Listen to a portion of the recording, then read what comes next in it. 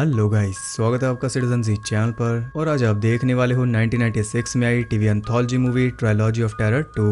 ये Trilogy of Terror का sequel है। इसमें भी 3 स्टोरीज हैं जिन्हें डैन कर्टिस ने डायरेक्ट किया है, और पिछले पार्ट की तरह इसमें भी तीनों स्टोरीज में एक ही एक्ट्रेस ने रोल किया है, वो है लाइसेट एंथनी। अगर आपने पिछला पार्ट नहीं देखा तो पहले उसे देख लो क्योंकि वो ज़रूरी है। तो अब ज़्यादा देर ना करते हुए जल्दी से स्टोरी स्टार्ट करते हैं।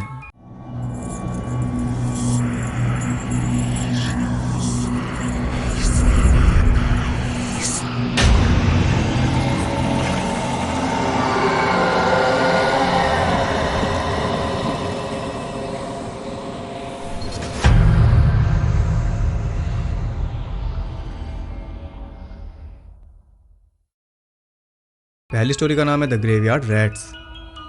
ये कहानी एक मिलियनेयर आदमी एंसफर्ड की, जिसे पता चलता है कि उसकी यंग वाइफ लॉरा उसे धोखा दे रही है। लॉरा का फिर उसके कजन बेन के साथ चल रहा है, जो कि एंसफर्ड की ही कंपनी में काम करता है, लेकिन असल में वो लॉरा का कजन नहीं बल्कि लवर ही है। लॉरा ने ये शादी की ही इसलिए थी कि वो भी एंसफर्ड की जायदाद में हिस्सेदार बन सके। अब उसका भांडा फूट गया है, फिर भी वो इस बात से इनकार कर रही है कि उसका कोई अफेयर है। लेकिन प्रॉब्लम यह है कि एंसफर्ड के पास सबूत है। उसने बेन को काम से निकाल दिया, इसलिए लॉरा कहती है कि वो भी उसके साथ नहीं रहेगी, लेकिन वो उसे ब्लैकमेल कर रहा है। वो कहता है कि मेरे मरने तक तुम्हें मेरी वाइफ बन के रहना होगा, बदले में मेरी सारी प्रॉपर्टी तुम्हारी हो जाएगी, लेकिन तुम दोबारा बेन से नहीं मिलोगी। ये उसकी कुछ शर्तें हैं जिन्हें अगर वो नहीं मानेगी तो उसे बाहर का रास्ता दिखा देगा। लॉरा ये बात जाकर बेन को बताती है, और वो टीवी पर देख रहा है किस ऑफ डेथ, जिसमें एक आदमी एक औरत को सीढ़ियों से धकेल कर मार देता है, और इसका फेवरेट सीन है। लॉरा उसे कहती है कि मैं ये सब बर्दाश्त नहीं कर सकती, तो वो कहता है कि हम एंसफोर्ड को जान से मार सकते हैं। पहले तो वो सोचती है कि कोई घटिया सा मजाक है, लेकिन बेन एकदम सीरियस था। वो कहता है कि हम उसे इतना डराएंगे कि वो हार्ट अटैक से मर जाएगा, फिर हम उसके पैसों से ऐश करेंगे। ये प्लान सुनकर लॉरा भी कन्विंस हो जाती है। अगली रात वो दोनों अपने काम पर लग चुके थे। लॉरा एंसफोर्ड को ऐसा दिखाती है जैसे कोई उनके घर में घुस गया। वो झूठ मूठी पुलिस को कॉल करती है, लेकिन एंसफोर्ड पुलिस का वेट नहीं करना चाहता। वो अपनी गन लेकर चेक करने जाता है, लेकिन लॉरा ने गन में नकली गोलियां डाल दी थी, जिस वजह से बेन उसे सीढ़ियों से धकेल कर बड़े आराम से मार देता है।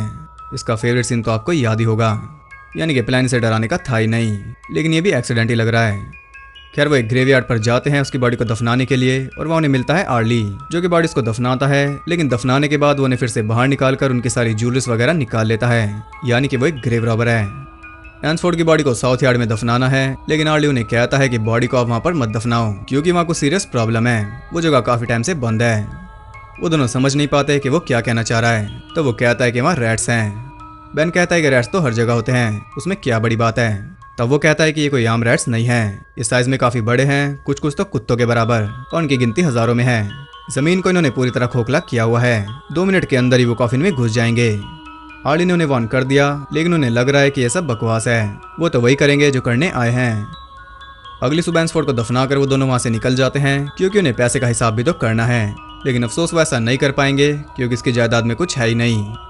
एंसफोर्ड भी काफी स्मार्ट था, एक अनफेथफुल औरत को वो अपनी प्रॉपर्टी भला क्यों देगा। उसने पूरे $700 मिलियन को एक अकाउंट में डाल रखा है, जिसका कोड किसी को भी नहीं पता। इन दोनों के साथ स्कैम हो गया, लेकिन ये भी हार नहीं मानने वाले। थोड़ा दिमाग लगाने पर लॉरा को पता चल जाता है कि वो कोड कहाँ पर है। वो कोड है उस गोल्डन वॉच में, जिसे एंसफोर्ड के साथ ही दफनाया गया, और अगर ये जल्दी नहीं करेंगे तो आर्ली उसे निकाल कर बेच ही देगा। वो दोनों जल्दी से वहाँ पर पहुँचते हैं, और आर्ली वहाँ पहले से ही काम पर लगा हुआ था, उसने इन दोनों का काम आसान कर दिया। बेन उसे भी मार देता है, और बड़े आराम से वो वॉच उसे मिल जाती है। वो काफी खुश हो रहा था, लेकिन ये खुशी बस यहीं तक थी, क्योंकि यहाँ लॉरा उसे भी मार देती है। ग्रेव तो खुद ही पड़ी है, जितने चाहो उतने लोग गाड़ दो। अब लॉरा अकेले उन पैसों पर ऐश करेगी, लेकिन अभी वो सोच रही थी कि तभी कोई एंसफोर्ड की बॉडी को अंदर खींचने लगता है। वो बहुत कोशिश करती है उसे रोकने की, लेकिन कोई फायदा नहीं होता। अंदर बहुत ही बड़े बड़े चूहे उसे खा रहे थे। आर्ली की बात एकदम सही थी। अब लॉरा को वहां से निकल जाना चाहिए, लेकिन लालच भी तो कोई चीज है। वो भी सीधा अंदर घुस जाती है, और आप जानते हो कि चूहे कितनी साफ सफाई रखते हैं। अंदर टनल्स का पूरा जाल था, और चूहे भी कई सारे थे, लेकिन उसे तो बस वो घड़ी चाहिए। घड़ी तो उसने किसी तरह निकाल ली, लेकिन अब चूहों ने उसे भी पकड़ लिया। हर तरफ चूहे थे और कुछ दिख ही नहीं रहा। उन्हें गोली मार के वो खुद को फ्री करती है, और उसे बाहर का रास्ता भी दिख गया था। वो जल्दी से कॉफिन तक पहुंच जाती है, लेकिन वो कॉफिन तो बंद था, और लाख कोशिश करने के बाद भी वो नहीं खुलता। चूहे उसके ऊपर चढ़ गए थे और उसे जिंदा ही खा रहे थे। गलती उससे ये हुई कि वो किसी और कॉफिन के अंदर चली गई, क्योंकि टनल्स वहाँ काफी ज्यादा थी। खैर वो 700 मिलियन किसी के भी हाथ नहीं लगे, और इसी के साथ स्टोरी एंड हो गई। सेकंड स्टोरी का नाम है बॉबी। ये कहानी है एल्मा की, जिसका इकलौता बेटा बॉबी कुछ टाइम पहले पानी में डूबकर मर गया था। उसकी बॉडी आज तक नहीं मिली। ये अल्मा की लापरवाही की वजह से हुआ था, इसलिए वो आज तक गिल्टी और डिप्रेस्ड है। वो उसी बीच हाउस पर आई है जहाँ ये सब हुआ था, क्योंकि आज वो कुछ करने वाली है। उसका हस्बैंड टाउन से बाहर है, इसलिए वो यहाँ पर आई है अपने बेटे को फिर से बुलाने के लिए। वो एक रिचुअल करेगी जिसकी पूरी तैयारी उसने कर ली है। रात होते ही वो इसे अंजाम देती है और कई सारी चीजें बोलती है बॉबी को वापस बुलाने के लिए, लेकिन कोई फायदा नहीं होता। बॉबी वापस नहीं आया, ये रिचुअल फेल हो गया। वो काफी दुखी होकर बाहर देख रही थी, तभी कोई उसके दरवाजे पर आता है। वो बॉबी था, जिसे देखकर वो काफी खुश हो गई थी क्योंकि वो सही सलामत वापस आ गया। वो एल्मा को बताता है कि जब वो डूब रहा था तब किसी ने उसे बचा लिया था और अब तक वो उन्हीं के पास रह रहा था, लेकिन आज अचानक उसे सब कुछ याद आ गया, इसलिए वो यहाँ वापस चला आया। एल्मा उसे गले लगा रही है कि वो जिंदा है, लेकिन शक्ल से तो वो जिंदा नहीं लग रहा। खैर एल्मा उसके लिए सैंडविच बना रही थी और वो उससे काफी सारे सवाल कर रहा था, जैसे कि क्या वो एक अच्छा लड़का था और क्या एल्मा उससे प्यार करती थी। एल्मा कहती है कि ऑफकोर्स मैं तुमसे प्यार करती हूँ, ये कोई सवाल हुआ। तो वो कहता है कि अगर ऐसा है तो मैं पानी में क्या कर रहा था। अब अचानक वो काफी ज्यादा गुस्सा हो जाता है और उसका बिहेवियर भी काफी एक्सट्रीम हो गया था। वो कहता है कि मुझे हाइड एंड सीक खेलना है और उसका कहने का तरीका भी काफी एक्सट्रीम है। वो जाकर कहीं छुप जाता है और एल्मा ना चाहते हुए भी उसे ढूंढ रही थी। तभी अचानक उसके ऊपर अटैक होता है, जिसमें वो तो बच जाती है, लेकिन सामने लगा शीशा टूट गया था और ये अटैक किया है बॉबी ने। उसकी हरकतें कुछ ठीक नहीं लग रही। अचानक वहाँ की पावर भी ऑफ हो जाती है और अब ये खेल और ज्यादा खतरनाक होने वाला है। बॉबी एल्मा के ऊपर एक गमला फेंकता है, लेकिन वो दोबारा बच जाती है। अब वो बहुत ज्यादा दहशत में है क्योंकि उसे समझ नहीं आ रहा कि वो क्या करे। कहीं बॉबी को वापस बुलाकर उसने कोई गलती तो नहीं कर दी। वो काफी परेशानी में थी कि तभी उसके पास कॉल आती है उसके हस्बैंड की। वो उसे सब कुछ बता देती है कि कैसे बॉबी को उसने वापस बुलाया और अब वो उसे मारना चाहता है, लेकिन जल्दी उसे पता चल जाता है कि जिससे वो बात कर रही है वो उसका हस्बैंड नहीं बल्कि बॉबी है। और इससे भी ज्यादा खौफनाक बात यह है कि फोन की तार तो कटी हुई है। खैर एल्मा के पास अब ज्यादा सोचने का टाइम नहीं था क्योंकि अब छुपने की बारी उसकी थी। बॉबी एक बुचर नाइफ लेकर उसे ढूंढ रहा है। वो जल्दी से जाकर छुप जाती है, लेकिन बॉबी उसे ढूंढ लेता है। तभी वो जल्दी से कार में बैठकर वहां से निकल रही थी, लेकिन चाबी उसने कहीं गिरा दी। वो कार को लॉक करके उसमें ही छुप जाती है, लेकिन इसका भी कोई फायदा नहीं होता। बॉबी एक हथौड़े से कार की विंडो तोड़ देता है। तो वो फिर से घर में भागती है, लेकिन और कितना भागेगी। उसे अपनी जान बचानी थी, इसलिए वो बॉबी को कई बार शूट करके मार देती है।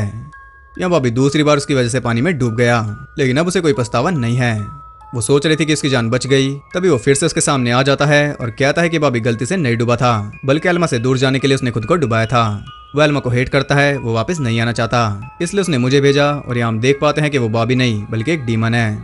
और एल्मा की चीखों के साथ ये स्टोरी भी एंड हो जाती है। थर्ड स्टोरी का नाम है ही हू किल्स, और नाम से आप समझ गए होंगे कि स्टोरी में क्या दिखाया जाएगा। ये पिछले पार्ट की अमीलिया स्टोरी का सीक्वल है। उसमें आपने देखा था कि जूनी हंटर की आत्मा अमीलिया के अंदर चली गई थी और वो एक चाकू लेकर अपनी मॉम का वेट कर रही थी। ये कहानी अगली सुबह शुरू होती है जब अमीलिया अपनी मॉम को मारकर खुद भी मर चुकी थी, यानी कि जूनी हंटर ने उन दोनों को मार डाला। हम उसके बॉयफ्रेंड को भी देख पाते हैं जिसके लिए वो गिफ्ट लाई थी। पुलिस अपनी छानबीन कर रही थी, तब ओवन में उन्हें मिलती है वही जूनी डॉल, और उन्हें वो नोट भी मिल गया था जिस पर लिखी बातें वो हजम नहीं कर पा रहे। उस डॉल को वो दे आते हैं डॉक्टर सिम्पसन को, जो कि उसे एग्जामिन करेगी। वो देखती है कि सिर्फ ऊपर की लेयर जली हुई थी, अंदर से वो डॉल एकदम ठीक है, या फिर वो खुद को रिस्टोर कर रही है, क्योंकि अमीलिया की बॉडी से निकलकर वो आत्मा कहीं तो गई होगी। वहाँ पर तो सिक्योरिटी गार्ड स्टीव और ल्यू भी हैं। ल्यू डार्क शैडोज नाम की एक कॉमिक बुक पढ़ रहा है और वो कहता है कि इसे देखने के लिए मैं भागते हुए स्कूल से घर जाता था, और ये बिल्कुल सही कह रहा है, क्योंकि 1966 में डार्क शैडोज नाम का एक टीवी शो आता था जो कि डैन कर्टिस का ही था। बहुत ही ज्यादा स्मार्ट रेफरेंस। खैर डॉक्टर से मिलने उसका बॉयफ्रेंड डेनिस आता है, क्योंकि आज रात इन दोनों को बाहर जाना था, लेकिन वो डॉल पर काम कर रही है, इसलिए वो नहीं जा सकती। डेनिस बाद में उसे लेने आएगा। डॉक्टर को पता चलता है कि जूनी ट्राइब अफ्रीका में हुआ करता था और वो इंसानी मांस खाते थे। फिलहाल वो इतना ही जान पाई है। वो नीचे जाती है पिज्जा खाने के लिए, और हम देखते हैं कि वो डॉल जिंदा हो गई और उसके पास एक नाइफ पड़ा है। जब वो वापस ऊपर आती है तो रूम का दरवाजा खुला हुआ था, साथ ही वो डॉल भी गायब थी और वो नाइफ भी। डॉक्टर काफी ज्यादा डर जाती है क्योंकि दो औरतों के मर्डर की वजह से वो डॉल यहाँ पर आई है, और उसका अचानक गायब हो जाना कोई छोटी बात नहीं। वो सोच रही थी कि शायद किलर यहाँ भी आ गया और वही डॉल को ले गया है, जबकि उसे ये नहीं पता कि डॉल ही किलर है। वो जल्दी से पुलिस को कॉल करती है, लेकिन फोन डेड था। तब ल्यू नीचे चेक करने जाता है और तभी वो डॉल तीर से उसे भी मार देती है। कुछ देर बाद डॉक्टर भी नीचे पहुंचती है और वो देखते हैं कि स्टीव मर चुका। ये देखकर वो जल्दी से लिफ्ट के थ्रू ऊपर जा रही थी, लेकिन तभी डॉल उसके ऊपर अटैक कर देती है। उससे बचते हुए वो ऊपर जा रही थी, लेकिन इस डॉल से पीछा छुड़ाना काफी मुश्किल है। 60-70 बार तो चाकू खाना ही पड़ेगा। खैर वो किसी तरह अपने रूम तक पहुंच जाती है और अब वो एक कुल्हाड़ी लेकर उस डॉल के अंदर आने का वेट कर रही थी। जैसे वो डॉल एंट्री मारती है, डॉक्टर उस पर अटैक करती है, लेकिन उसका निशाना इतना अच्छा नहीं था, इसलिए यहाँ से कुछ और चाकू खाने पड़ते हैं। वो एक दरवाजे के पीछे जाकर छुप जाती है, लेकिन डॉल भी उसे पूरी टक्कर दे रही थी, इसलिए वो वही ट्रिक अपनाती है जो हमने पहले भी देखी थी। उस डॉल को वो एक सूटकेस में बंद कर देती है, लेकिन पिछली बार की तरह वो उसे चाकू से काट रही थी। डॉक्टर से चाकू छीन रही थी, लेकिन वो खुद इंजर्ड हो जाती है। फिर वो दोबारा ट्राई करती है और दोबारा इंजर्ड हो जाती है। सेकंड पार्ट है ना, इसलिए। अब जैसे वो डॉल अपना सर बाहर निकालती है, वो उसे कई बार स्टैब कर देती है और अब उसे लग रहा था कि वो मर गई, लेकिन सूटकेस खोलते ही वो उसे चिपट जाती है। और आपको पता ही है कि इसे गले का मांस कितना पसंद है। यहाँ पर किसी तरह डॉक्टर उसे एसिड में डाल देती है और मेक श्योर करती है कि वो मर जाए। जैसे वो चिल्लाना बंद करती है, डॉक्टर को वहां से चुपचाप चले जाना चाहिए था, लेकिन वो भी सेम गलती करती है। वो उसे बाहर निकाल रही थी, तभी एक फोर्स उसे जकड़ लेती है। कुछ देर बाद डेनिस वहां पर आता है और डॉक्टर पहले से उसका वेट कर रही थी। वो उसे मार देती है और आप देख ही सकते हो कि जूनी हंटर की आत्मा इसके अंदर है। इसी के साथ स्टोरी भी एंड हो जाती है और ये मूवी भी। तो यहाँ बड़े ही क्लेवर तरीके से जूनी डॉल की स्टोरी को रिक्रिएट किया गया, जो कि आपको थोड़ा डम लग रहा होगा, लेकिन जब ये मूवी टीवी पर आई होगी तो 21 साल बाद स्टोरी का एक नया वर्जन देखकर फैंस काफी खुश हुए होंगे, क्योंकि उनकी पुरानी यादें ताजा हुई होंगी, चाहे बचपन की हो या जवानी की। इस स्टोरी ने उन्हें वो टाइम याद दिलाया होगा। इस मूवी की पहली स्टोरी बेस्ड है हेनरी कटनर की short story the graveyard rats पर, और सेकंड स्टोरी ली गई है डैन कर्टिस की मूवी डेड ऑफ नाइट से। वो भी एक एंथोलॉजी है और उसमें भी सेम यही स्टोरी है, इसी सेम नाम से, बस इसे थोड़ा रिक्रिएट किया गया। अगर आप देखना चाहो तो उस पर भी वीडियो आ सकती है। वो मूवी से काफी पुरानी है, वो आई थी 1977 में, यानी कि ट्रायलॉजी ऑफ टेरर के 2 साल बाद। उसमें भी 3 स्टोरीज हैं, तो आप देखना चाहो तो बता सकते हो, क्योंकि अभी एंथोलॉजी मंथ बाकी है, नहीं तो इसकी जगह कोई और एंथोलॉजी तो आएगी ही। साथ ही आप ये भी बता सकते हो कि आपको न्यू एंथोलॉजी देखनी है या फिर क्लासिक ही, क्योंकि दोनों में ही बहुत ज्यादा फर्क रहता है। मंथ एंड हो रहा है, इसलिए मैं आपसे पूछ रहा हूँ, तो अपनी राय कमेंट्स में जरूर बताना। और अगर आपको वीडियो पसंद आई तो उसे एक लाइक जरूर करना। देखते हैं कि हम कितने लाइक्स अचीव कर पाएंगे।